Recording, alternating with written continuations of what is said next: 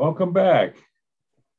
Our third panel will discuss the issue, how would the functions of intelligence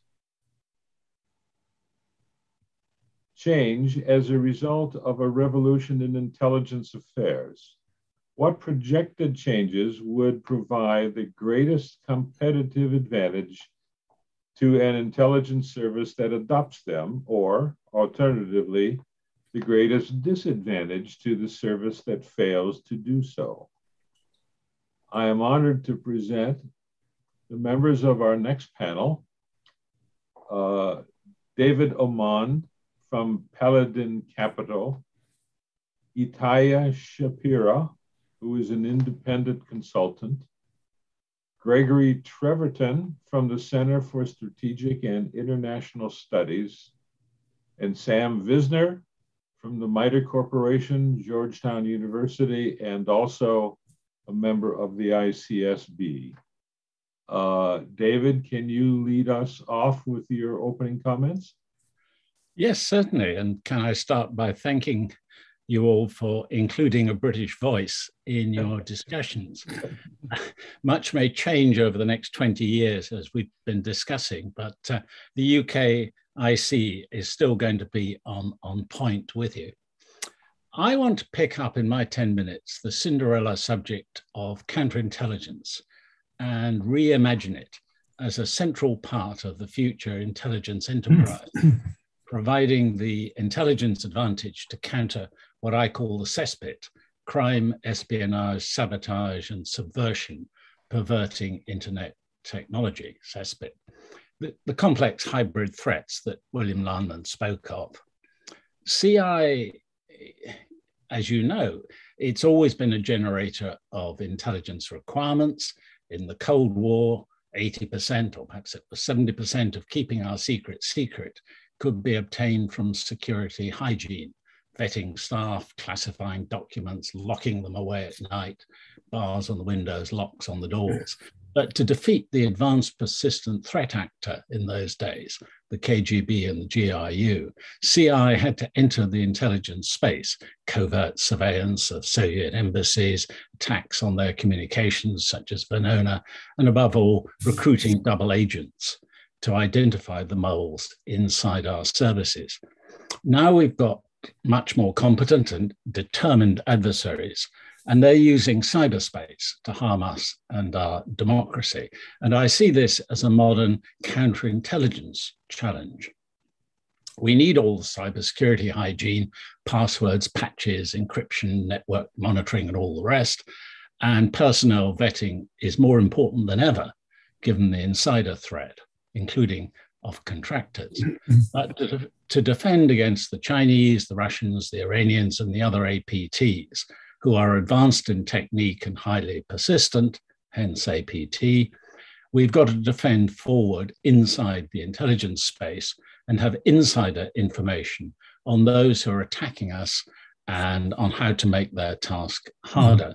And just reflect for a moment from the Chinese point of view on the CI value to them of their theft of data from the Office of Personnel Management in Washington, a treasure trove of data on US government employees, supplemented, of course, by all the personal data on US citizens stolen in their other hacks. And the greatest competitive advantage is going to come from intelligence services that are able to work on this modern CI agenda with partners on the basis of having established mutual trustworthiness. Many of those partners are going to be in the private sector or in civil government. Many will be overseas, since no nation can defend itself alone in the digital age. So let me close with a few suggestions about how, as democracies, we might think about how to defend ourselves against those complex hybrid threats, defend our way of life, freedoms, and our democracy itself, consistent, of course, with encouraging the peaceful economic exploitation of the cyber domain. And I set it out as 4 levels of activity, each conveniently described by a word beginning with D, so there's some chance we might remember them. But the main point I want to make is that the full-hearted participation of the modern intelligence community is absolutely necessary. It's not a sufficient condition for national security, but it is absolutely necessary. And the first requirement is to get situational awareness of what is actually happening in cyberspace that should be of concern to us. So this is the DETECT campaign. And not all hostile activity will be evident to us, at least not at first, when our systems are being penetrated. Detecting the adversary when necessary, knowing enough to attribute attacks, is a big ask of the intelligence and security community and of their partners in the tech world. And we're going to need seamless systems to detect malicious activity, share with industry cyber threat information at scale, at pace, and so on. And as part of this wider effort, there'll need to be enhanced capability to detect and attribute malign information activity directed at us in cyberspace, as well as in open, conventional, and web media. And that's where the disinformation and malinformation, the malicious web presence, the amplification through sock puppets and bots comes in. And international cooperation, particularly, I hope, with Five Eyes close allies, is going to be essential in that, because we're all under attack. The second D is the Deflect campaign. And the objective here should be to increase societal resilience to all this disinformation, and to ensure that most of the attempts to penetrate our networks and bamboozle the public fail. So obviously systems have to be patched and updated, passwords, spear phishing emails recognized, and so on. But the output of joint intelligence analysis of hostile information activity needs to be continually put in front of the public to expose the disinformation threat, including hostile subversive activities. And we all know those are intended to drive a wedge into existing divisions in our societies, to exacerbate tensions between different groups of citizens. And we're going to need cybersecurity awareness, for example, as a core school subject, to teach youngsters how to stay safe online. Now, you could call all of that passive, but I prefer the term participatory defense, because it's an all-of-nation effort in which the intelligence community has an important part. And that could perhaps get us 70 or 80% of the security we need. The third D is for disruption, so that even if attacks are launched, they don't land on target. And this is where the application of the principles of active defense come in. Based on the observation, there's a great deal that we could do to thwart attackers at a systems level by doing technical security stuff for our users that the ordinary user shouldn't have to bother about. And we need to be proactive in defending our cyberspace by disrupting the chain between attacker and victim. Bad websites getting taken down, DNS requests to dodgy addresses not getting resolved, and so on. And I commend what's been done in the UK to you by the National Cybersecurity Centre, which is now a really important part of GCHQ. It's part of the intelligence community, but it's open to industry, it's open to the citizen. And that kind of reinforces the point I'm making about the intelligence input that we need in this domain. Active defense is different from offensive cyber, sometimes described as persistent engagement with the adversary. I label that final level of cybersecurity activity as deterrence by denial, D for deterrence, through having a targeted, responsible, offensive cyber capability. In the UK, this is being built as a joint enterprise between GCHQ and the intelligence community and the armed services. And part of the remit of that force is to conduct offensive operations to raise the cost and difficulty to our adversaries and to counter information operations that are directed against us. And of course, we hope to act as a deterrent for states and non-state actors that might be tempted to believe that hostile grey zone activity comes cost-free. And we've been doing this together against the so-called Islamic State, interfering with their ability to use cyberspace to spread their ideas and their atrocity videos and so on. In all of this, the distinctions between the domestic and overseas space, between intelligence on the one hand and security work on the other, between intelligence and law enforcement, between technical and human intelligence, these distinctions no longer have the relevance that they had. Subversive attacks come from the other side of the world, but the victims are here at home. And that, I think, calls for firm strategic direction of the intelligence community of the future from government, applying strict legal and ethical standards, proportionality, necessity, and all the rest of it. I've been faced at times with the argument that operating to higher ethical standards than our competitors gives them an advantage. I think it's the opposite. Applying well understood ethical principles gives the democracies an advantage, because the essence of defending ourselves against subversion is to engage in information operations. Its very purpose is to influence the minds and actions of others. So I'll stop there. That, I think, is my allotted time.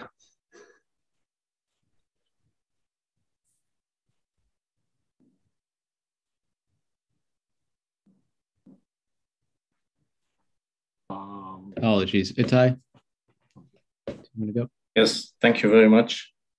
First of all, I want again to thank you for including an Israeli voice today. And following, so Omand, really I'm between intelligence legends. So I want to thank National Academies and the ODNI. And I really believe, as attributed to Kurt Lewin from the 1950s, there's nothing so practical as a good theory. So I believe these sessions are what we've been doing here. So I will try to describe a few thoughts of mine regarding really the functions of intelligence. Naturally, they're just my personal opinions, derived from 25 years of service in the Israeli Defense Intelligence and a few years of studying intelligence and specifically Israeli intelligence from a more scholarly and academic angle. First of all, I believe that in this age of competition and emerging technologies, before we get to the functions, I believe what is needed, and I'm borrowing a terminology from the US military, is a mindset of campaigning for intelligence.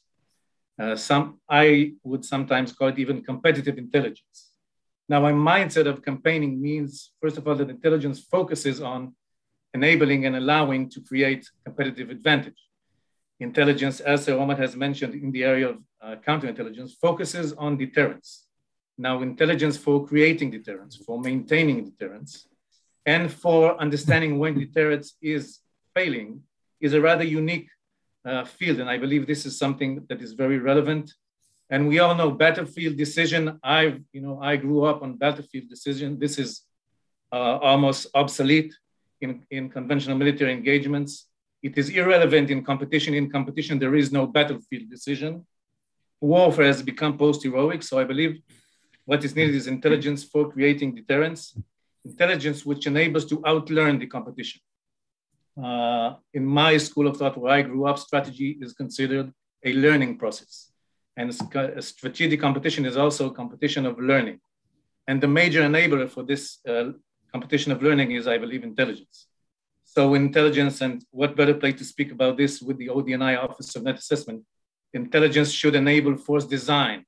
I grew up mainly on intelligence enabling policy, strategy, operations, but intelligence should enable force design, integrated in net assessments, like we've spoken about in the last two sessions. And I do want to mention two last issues. First of all, I fully agree with some of the speakers earlier who mentioned that intelligence cannot, we always say prediction is very tough, especially when thinking about the future. So intelligence cannot really predict the future, but identifying inflection points or shifts as they begin to emerge. This is, I believe, a very important topic. I'm thinking about, Russian operations in Crimea, Russian interference in US elections, about COVID. And I'm naturally thinking about what's happening now in Afghanistan. One of the commanding generals I had the pleasure to serve with told me, in this age, we need strategic intelligence in a tactical pace. And we need tactical intelligence in a strategic context. And therefore, I believe, and I know in the US, I see there are some opinions about this, and I believe Ellen has spoke about this earlier, intelligence has to be close to policy, strategy, and operations. I know there are traumas of politicization. I, as an Israeli intelligence officer, can tell you about the trauma of the Yom Kippur War, the failure of early warning, and other traumas. But I believe in this age of competition, there is no choice for intelligence to be very close to policy, strategy, and operations. So how can this really affect the process, the product, and organization of intelligence? In this session, one cannot escape quoting Sherman Kent. So I would say 2 or 3 issues which might sound maybe a bit provocative, but just food for thought. First of all, I believe intelligence should operate joint collection analysis processes. Now, I believe many of the practitioners and scholars acknowledge that the intelligence cycle terminology, both as a descriptive and as a normative model, is totally obsolete. I'm not saying that collection analysis are similar, but they're definitely intertwined. Machines, by the way, do not differentiate between the collection silos. Machines conduct collection analysis altogether. And I believe as we go on in this competition, the new model will probably differentiate between access to information, which is an operational effort of its own, production of intelligence, which will be some sort of combination between what we now call collection and analysis, and cooperation or dialogue or interaction with decision makers. In Israel, by the way, in the last few years, some of these joint models are being experimented irregularly for Israeli practitioners. They have been writing very interesting articles about this. And so I believe that maybe in a few years, in 5 years or 10 years, at least the American IC and other ICs will probably have to change their organizational structures from expertise focused to more mission focused, like spearheads. Now I'm thinking about the military, model of combatant commands and services, the Army, Navy, Air Force. And in the future, I believe SIGINT, UMINT, GeoWINT will probably become more like services, conducting force design, R&D, and the IC would probably have more mission-focused centers. I do want to mention 2 or 3 last issues, one of them regarding automation. I believe that as we evolve in this competition, what is needed is to automate the access to data and the exploitation of data so that humans can focus more on sense-making and on communication with decision makers. Tactical and targeting intelligence, I believe, will be more and more automated so that humans can focus more on the operational strategic level intelligence. And I would like to end this with maybe 2 or 3 remarks. First of all, in this competition, this age of competition, and when I think about the functions of intelligence, I'm having many thoughts about strategic intelligence, which I believe has become more important, but more critical, but it is a weak spot. My sense, at least from my Israeli experience, that perhaps it is also the same in the US and the UK, tactical intelligence, I believe, has adapted and transformed more quickly than strategic intelligence, which has, I believe, remained a bit more traditional. And I believe this is the main challenge now to conduct strategic intelligence. And again, I believe Ellen spoke about this earlier, which really exploits the advanced technologies and not being too philosophical, but if we adopt a little bit about the interaction between body and soul, I believe the main challenge right now is how do you use algorithms and quantitative thinking to solve complex and qualitative strategic problems. And I believe that is the major challenge for strategic intelligence today. 2 final remarks. First of all, I believe very broadly, intelligence needs a new language. The language we're using is being overstretched. Collection, analysis, raw information, dissemination, open source, current intelligence, intelligence liaison, by the way. Machines do not acknowledge nationalities. Machines acknowledge just the data. I believe this language has become obsolete. I believe that the IC, which will create an experiment with a new language, would have competitive advantage. And therefore, I think, and again, this is a great opportunity to discuss such issues. Besides preparing for the future, in this competitive age, it is, I believe, imperative to innovate through adaptation and experiment with new concepts and practices. This will cause mistakes. But there is no there is no choice but to experiment with these new concepts and practices. Some of them I've mentioned earlier. So these were like, I believe, some of my just food for thought remarks. And again, I'm very honored to be in this panel with really intelligence legends, and I'm very much looking forward to the panel and discussion later on. Thank you very much. Thank you. Greg? Oh, thanks very much, Joe. I'm honored to be an American voice on this panel. I'm reminded of an old story that some of us remember. John Tower was appointed to be Secretary of Defense and had a long and difficult confirmation hearing, which failed in the end. Toward the end of that confirmation process, Speaker Jim Wright, and then the Speaker of the House, was asked how it was going. And his answer was, everything has been said, but not everyone has said it yet. I don't think that's the position we're in, at least I hope not. What I would like to do is talk about 4 elements of the paradigm, the intelligence paradigm, that seem to me to cry out for thinking about pretty revolutionary change. First would be the nature of the target. And we've gone through a big change in the nature of the target from nation states in the Cold War to a set of particular transnational actors, terrorists after 9/11. Now we're switching back to more focus on nation states. That's probably appropriate. But what strikes me is while the nation state is not about to go away, private actors, both for-profit and non-profit, are more and more important. If you think about the Gates Foundation spending more on health in Africa than the World Health Organization, or I would dare say that as a geopolitical actor, Google is more important than Spain or pick your other country. Matt in the previous session talked a lot about the future of bio, and his implication was that not only will those big bio companies become like big tech companies, geopolitical actors in their own right, but they will also be powerful setters of the rules. But this suggests to me that at least intelligence needs to reach out and work with, maybe partner with the big, the most interesting private sector open source intelligence groups like Bellingcat, who have interesting methods and also manage to work in what amounts to a highly networked crowdsourcing mode. And if along the way that helped intelligence deal with what's always been for me the 900-pound gorilla in the room, and that is security and classification, if it helped to deal with that set of issues and help us do more things unclassified or low levels of classification, that would be all the better. A second pillar to me seems we continue to be preoccupied for understandable reasons with kinetic conflict. That's true of the entire national security establishment of the United States. Presumably the breakpoint there was in the 1970s onward, when retrieval times and communications made it possible for the 3-letter agencies to give direct tactical support to the warfighters. And that was a very good thing. I used to quip when I was chair of the National Intelligence Council that we were ever so much more integrated in the policy process in the 2010s than we'd been in the 1990s. My quip was that was probably most of the result of fighting wars, that I would say, for better or worse, we could make policy toward China without intelligence, but it's very difficult to fight wars without intelligence. But that's not the future. The future of conflict is not armies on battlefields. As we've seen, it's societies versus societies. It's in the cyber realm.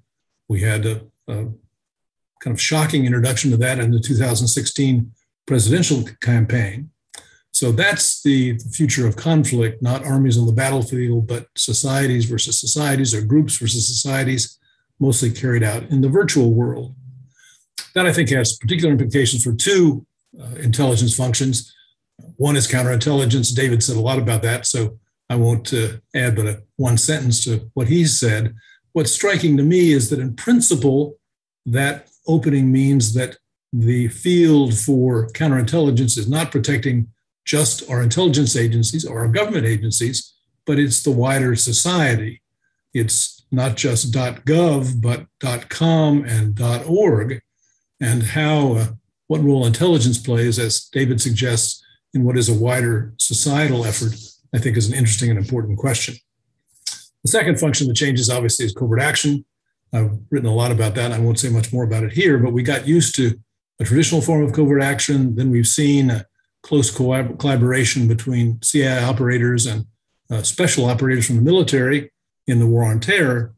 But what's looking to the future, it's clear, too, that much of covert action is going to be taken out, or at least considered, in the cyber realm.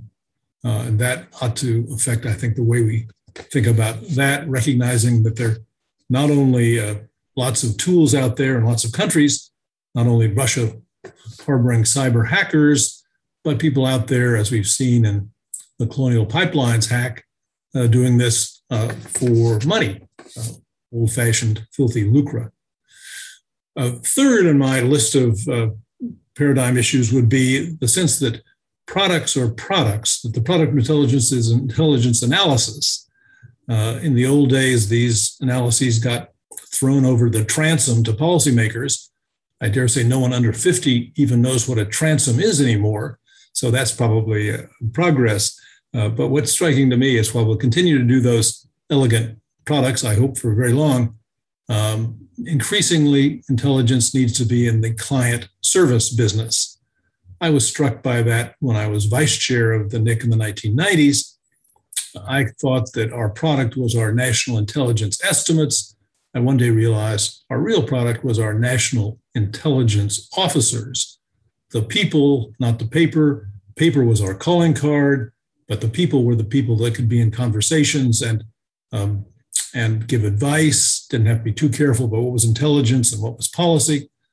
That was underscored to me when I did a study for the CIA of the use of the President's Daily Brief by the three administrations before Mr. Obama.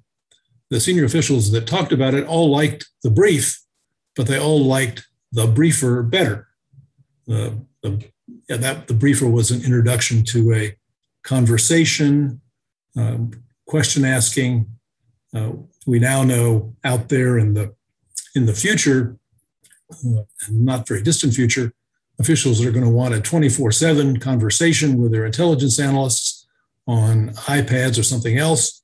I don't know how Mr. Biden gets his PDB, but Mr. Obama got his on his iPad. We spent a lot of money on the iPads and then spent as much money taking all the guts out of them so they couldn't communicate. But that's going to change. And the technology's here. It's just got to be taken advantage of. The fourth issue is really the focus on collection. We all grew up focusing on collection. We had the intelligence cycle that started with the requirements and into collection. It was always kind of a fiction, but maybe it made sense in the Cold War when we had one overarching foe to have this kind of linear industrial notion of the intelligence cycle. It plainly doesn't make any sense anymore now that information is ubiquitous. It's all over. It doesn't make sense to have that focus on collection driving the process. That's one of the reasons I like activity-based intelligence, because it does upset that linear notion. It says that we may know the answer before we know the question. That's true a lot in life, right? And it's information neutral. It says information is information. If it's useful, it's useful. If it's not, it's not. We know the information out there is growing dramatically. I think Anthony, in one of his books, cited the NGA estimate that the data available to their analysts will increase 1 million times over the next 5 years. For me, the challenges are two. One is to make sure that we use technology to know what we know. I've added to Don Rumsfeld's famous known unknowns the category of the unknown knowns, the things we know but don't know we know or don't remember we know, like those Arab men who wanted flying lessons well before 2001. Technology ought to help with that. The challenge for technology, I think, will be to make sure that our algorithms are good enough and our analysts good enough so that they can understand what's going on and thus explain convincingly to policy people their results. If there's one bit of good news on that score, it's a small sample size, so I venture it tentatively. But in my experience, sometimes policy people took bad news better if it came from a method. You could say this was the process or the method that produced it, rather than, since in Washington everything is personal, to some extent, if you could depersonalize it, it helped. The final challenge from the focus on collection is that we're still organized that way. Here I pick up what Itai was talking about, I think. We're still organized by collection source. NSA for SIGINT, you all know that. And that seems to me may have made sense too during the Cold War, when you could ask each ent what it could contribute to understanding about our main foe. But it doesn't make sense any longer. And try how to fix it, how to get toward the mission orientation that Itai talked about. That may be in the too hard category, but at least it ought to help us think about how much of a revolution is really necessary. Thank you. Thank you, Greg. Samuel? Thanks. And I'm honored to be here and talk about being between, or at least at the end now, of talks given by some real giants in the field. And I am sensitive to Dr. Treverton's admonition that we not get into the point where we're just waiting for everybody to say the same thing.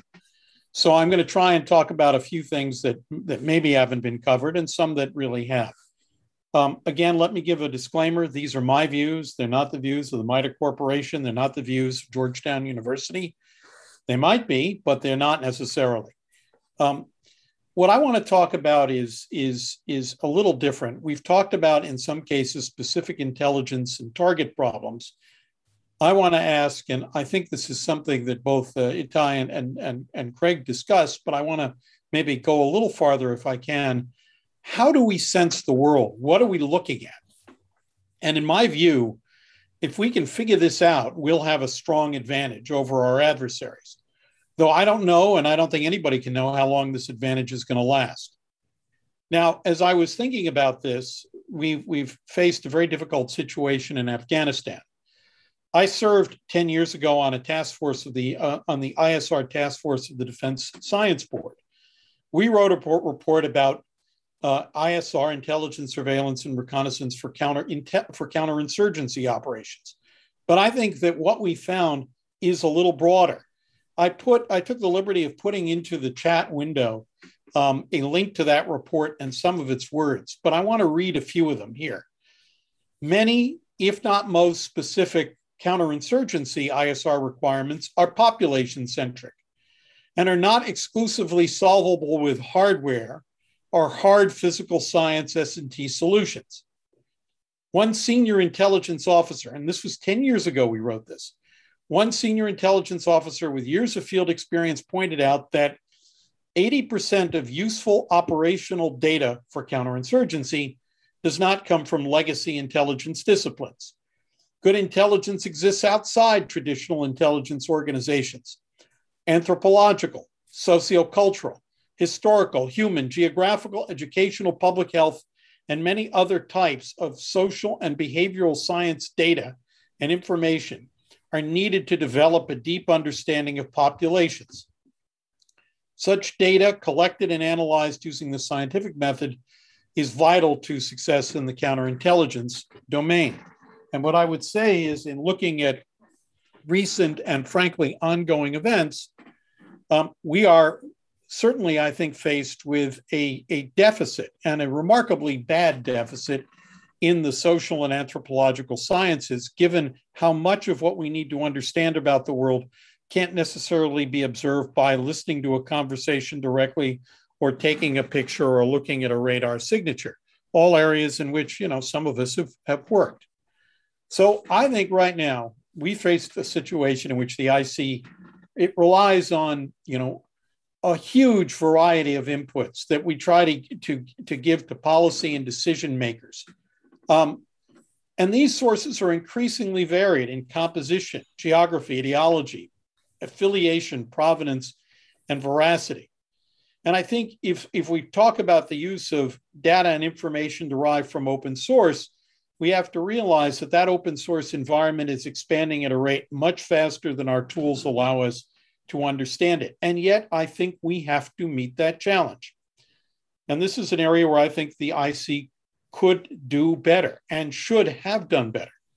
The current COVID-19 pandemic is illustrative of these challenges and the benefits of doing better. Doubt exists right now regarding the transparency of Chinese authorities, regarding where this virus came from.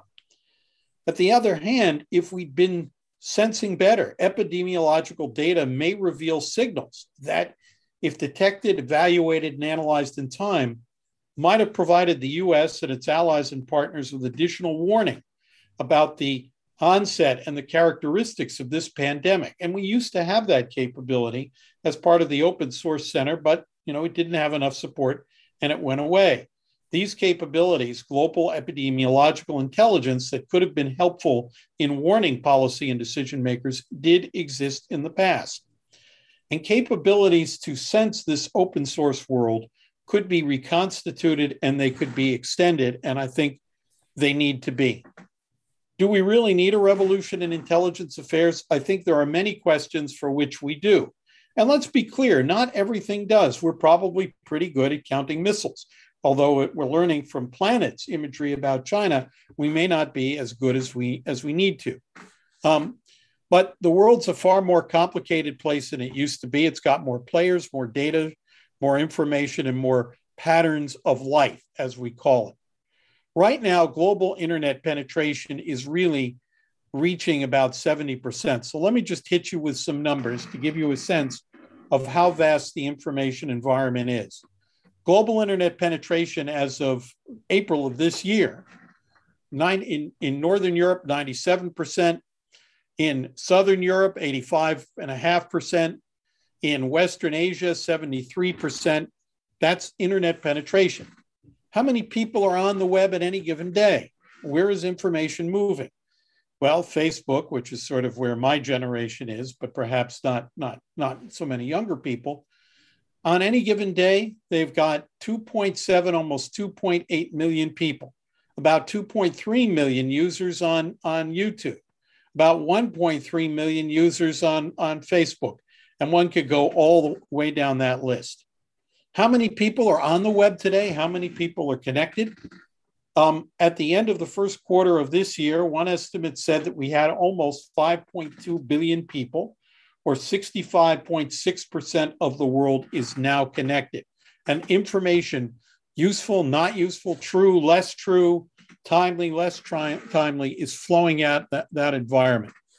If we look at China, and this is a number my ICSB colleagues know all too well, because I've hit them over the head with it more than once, the number of internet users in China surpassed in 2010 the number of people in the United States. Not the number of people connected, the number of people. And today the number of connected people in China is approaching 1 billion people. So it's a huge amount of information that's flowing.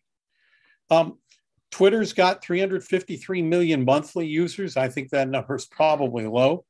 500 million tweets sent per day. I wonder if that number is low. And huge numbers of LinkedIn users and of people considered to be, by some, and you can come up with your own definition, senior level influencers in the world. There are about 90 million people who are considered to be influential people. About 63 million of them are on Facebook. 50 million companies are on LinkedIn. I'm sorry, and 50 million companies are on LinkedIn, and about 14 million open jobs are posted on LinkedIn. So this is a new environment that we've ever seen before. And I can go on and on. TikTok, 2 billion downloads. I'm going to be teaching tonight at Georgetown. I think 1 billion are probably going to show up in my class. Information is also generated by people who move around. In 2019, before the pandemic hit, Europe, Northern Europe, the United States, and other countries, had as many as 1 billion air miles. 1 billion air travelers, not 1 billion people, but as many as, but some people traveling more than once. And we would have in the world as many as 1 billion people traveling. Let's take a look at what's happening in terms of research and development, which is a place where we really need to get more information. I think the state of our S&TI is not nearly where it needs to be. The United States, yes, we spend money on R&D, but let's take a look where other countries are. Korea is spending almost 5%. So is Israel on their GDP on R&D. Japan, 3.6%. Finland, Sweden, 3.2%. Germany, almost 3%. So more and more countries are spending on R&D. China, 2% of their GDP is being spent on R&D. Are we doing a good job of keeping track of it? Where does that R&D show up? Well, in 2019, China had 1.2 million patent applications. By the way, we had just under 300,000. Now, a lot of people file patents from outside the country. There we did a little better, about 336,000 compared to China's 157,000. But the bottom line is these patent applications are another place in which information is flowing. In terms of research papers, and this takes us in 2018, the last year for which I had data, over 500,000 research papers of differing levels of quality published in China, about 422,000 published in the US. And India, by the way, was third in the world with 136,000 research papers.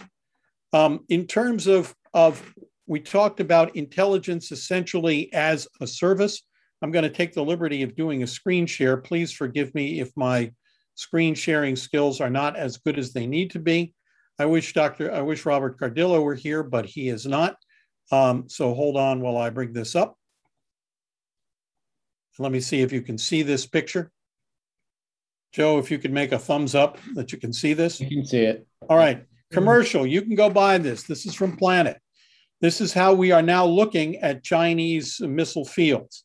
This was not a bird flown by our good friends in Chantilly and engineered by our friends in Sunnyvale. Well, it may have been engineered by our friends in Sunnyvale, but this is stuff you can buy as a service. And we are learning a lot about China's deployment of ICBMs and what may be a shell game for some ICBMs, essentially from intelligence as a service.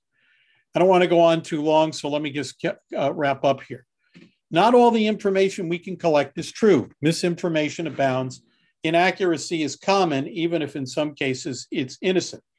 But disinformation can be generated by individuals and nation-state challengers and nation-state actors, and it's a really persistent and deadly challenge. For those of you who are not familiar with her, Dr. Kathleen Carley, who actually gave a talk a few years ago at the Academies of Carnegie Mellon, said that the Russians have formalized the development and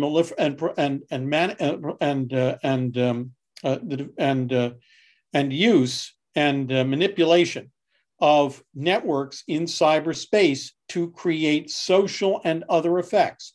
She calls this forms of maneuver. And the tools to be able to do this are increasingly sophisticated, and they are a challenge to the IC as we swim in this world of almost limitless information, is to understand that some of this information is being manipulated. We need better tools to be able to detect it. What kind of problem do I think this is? In some ways, and if Skunk is still on, I think he'll chuckle at this. I think this problem is a little bit like the search for extraterrestrial intelligence, or SETI, but it's not identical. It's similar in this way. We've got to find things that we may not know exist, that we can't predefine. You know, looking for patterns that we haven't said, show me something that looks like X. What we're saying is, show me something we need to know about, even if I didn't tell you what it looks like.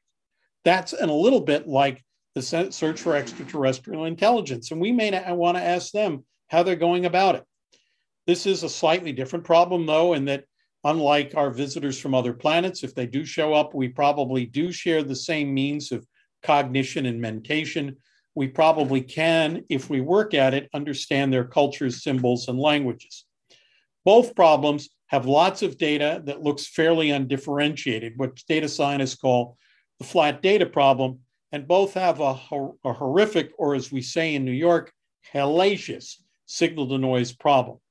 And by the way, we should always remember that while we're collecting a lot of digital information, it can be very precise, but it is not necessarily accurate. All digital information is an approximation. What kind of questions could a real revolution in intelligence help us answer? Well, I think the question of global epidemiological intelligence, we might sense signals of warnings of pandemics. We might be able to do a better job through intelligence information. My friend Tom Carroll has talked about the use of Bloomberg to sense warnings of political crisis or opportunity. We might do a better job of detecting political unrest and its sources. And certainly, we need to do a better job of tracking trends in foreign research and development because they do affect our national and economic security interests. We can also maybe ask questions, how vulnerable is another country's political coherence to disinformation? To what extent is a country's power going up or down based on their response to a pandemic? I think that's a very interesting question. What direction is their ideology moving? Are there new religious and social influences growing? And are they changing a country's trajectory relative to the rest of the international system? Where in other countries might be advancing in science and technology? What are in other countries' agricultural prospects? And overall, how is another country's relative position in the international system changing? What is our assessment at a net level of other countries and what's changing it? We've got too much information to track and analyze, and we don't have enough sense-making tools to do it in a timely fashion. We're organized right now and resourced in a way that is against phenomenology. We have a picture agency and a sound agency and a human contact agency. We try to gather these inputs and fuse them into a coherent picture. And I would ask, is this how the world really looks today? Is this how it works? Are these phenomena really distinct? Is, human, SIGINT, IMINT, MESINT, does the world manifest itself in those separate phenomenology?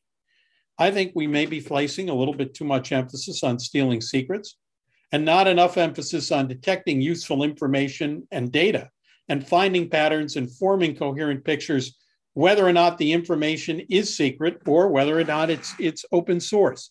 I'm less concerned about stealing the secrets than making sense. I think we should consider possibly a separate intelligence business devoted to looking at this world in a more unified manner that is not focused on individual phenomenologies. And I think we need the analytic tools and technologies, whatever they are. And I don't know that I'm smart enough to define them. In fact, I'm pretty sure I'm not, to look at the world as a single phenomenon as opposed to, as opposed to individual phenomena. There are going to be some targets that won't yield to these tools. Not everything is awash in data and information. The Afghanistan we're going to be facing is going to be difficult in terms of open source or other information that we get from other parts of the world. And this is a problem we certainly faced with our in North Korea. We're going to find ways, we need to find ways to penetrate their secrets. And while I would certainly advocate a revolution in intelligence affairs focused on sense-making and analysis, that doesn't mean that we don't still need to learn how to steal secrets from places where those secrets are being kept from us. I think that's rather a lot. I went on longer than I should have. And with that, I'm concluded. And again, thank you for the opportunity to offer my comments. Thank you. That was great. And thanks to everybody who's spoken so far. So I'm going to dive right in. Several questions, but I thought I'd start where you kind of ended off there, Samuel, and open this up to anyone. A few of you brought up the concept of the organization of the IC and what that does, and how it might need to change. For example, the IC being split into the so-called INTs and functional collection. And Samuel, I think you were providing a different vision, one based on a single phenomenological view of the world. I'll open it up to the group. What are some specific ways that you would recommend for the IC to be either reorganized in a literal sense, changing agencies and offices and so forth, or in the more metaphorical sense of how to change workflows and so forth to come about the same change that you need to handle the future problems that the IC will have to address. May I take the first cut at that, please? Yep. With due deference to my colleagues here. I think, and Dr. Treverton could probably give us a better view of it. I think an attempt is being made. I don't think it's gone far enough. You know, we collect the world by ints, but the world doesn't necessarily present itself to that in that manner. If we take a look at the COVID epidemic, which has had a terribly serious impact on our national and economic security, and we didn't see it coming, and we weren't ready. And our response was, frankly, I think, hindered to a great extent by that lack of preparation and maybe other factors. The world didn't present itself in a way that was convenient for those ints. We're trying through the concept of national intelligence managers to look at things more holistically and more synoptically. But I really do think that we need to consider building within the intelligence community a robust organization that says, we're going to focus on a topic and we're not going to go for, all right, we're going to focus on Russia. What are the SIGINT inputs? What are the IMINT inputs? What are the HUMINT inputs? Instead, there will essentially be a sort of mini intelligence agency. And this, of course, will be, will be treated with all the glee of an IRS audit by, current intelligence professionals.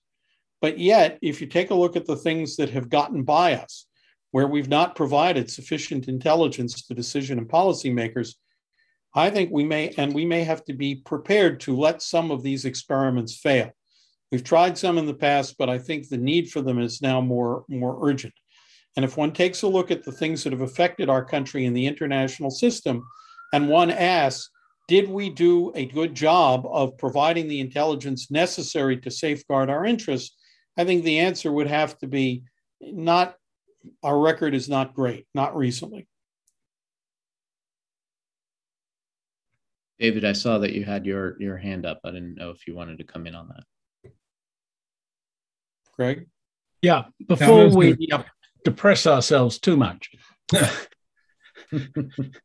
it's worth looking across the Atlantic to the smaller scale of the UK, because at a smaller scale, you can do things which you are much, much harder at the US level. So if you take counterterrorism, where you've got this really joined up national agencies, security service and law enforcement and the prosecutors all forming teams, if you like, it's mission centric.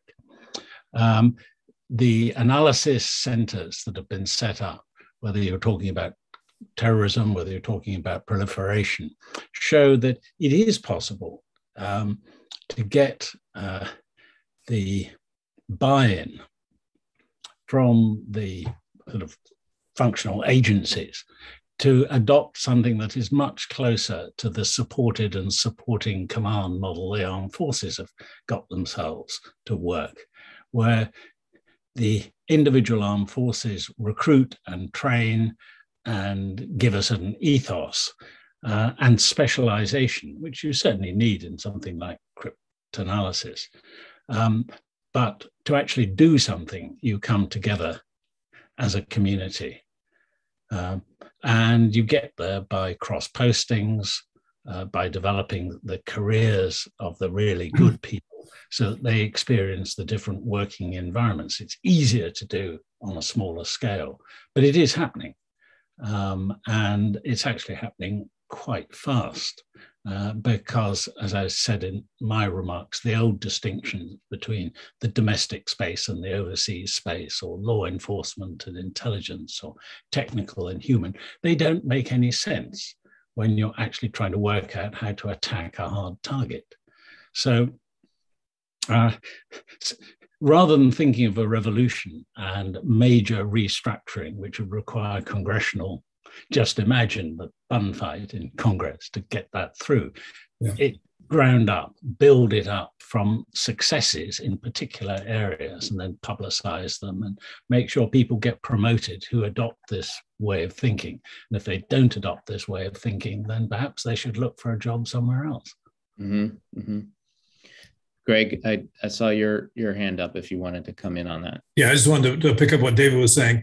In one sense, the one model out there, easy model, was the 2004 Act that created NCTC, basically that we should be organized by issue or by mission, not by collection source.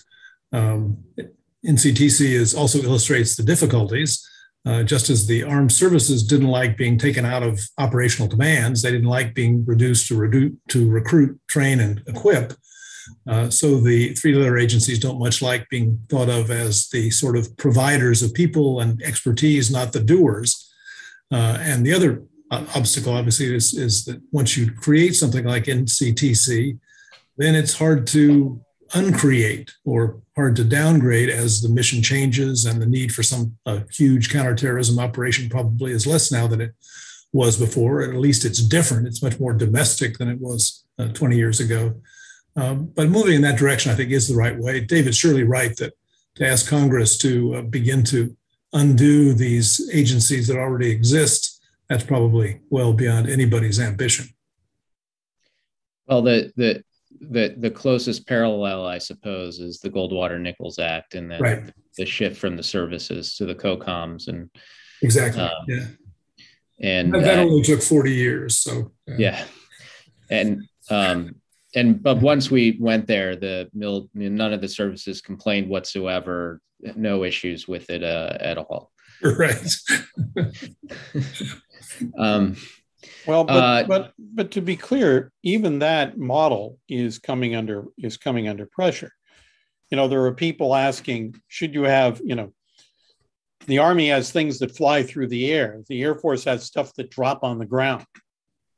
Should we go to war essentially based on the budget priorities of congressional subcommittees, or should we be organizing in a way that represents the fact that effects are caused seamlessly from one domain to the other?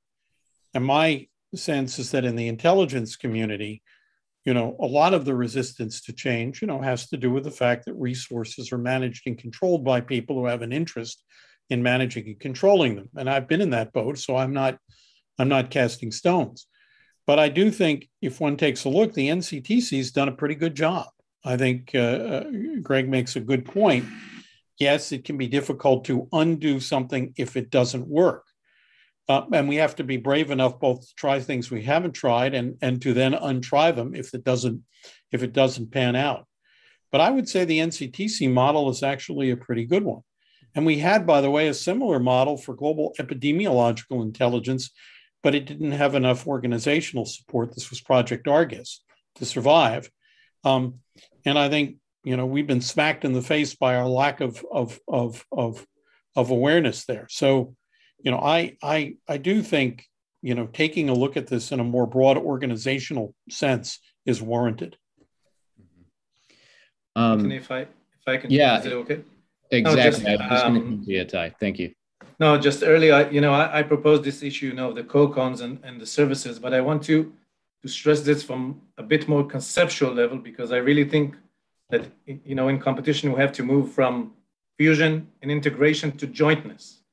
And the issue of jointness, which has really been, adopted by militaries, and the issue of multi-domain battles or multi-domain operations or whatever, I really think this is also the case with intelligence. This is why when I thought about, the services and COCOMs model, I thought not just about the issue of coming together, but the issue of jointness. And the parallel for multi-domain, I believe, is again really the jointness of collection analysis. I really believe that today, analysts without access to raw information are weak. And what we used to call in the past collectors, who cannot really create some sort of analytical or sense-making product, are almost irrelevant. So if we combine these models, and again, I have to be very humble. I'm not in the place, to recommend specific reorganization to the American IC. But the concept of jointness and the concept of multi-domain is, I believe, something that can really enhance and create the competitive advantage. Good. I'm afraid that I believe is the only question we'll be able to tackle, but we're going to come back at 4 o'clock for the general session Q&A. So thank you all for joining this panel. This is great. Appreciate it. Thank you. Thank you, Anthony.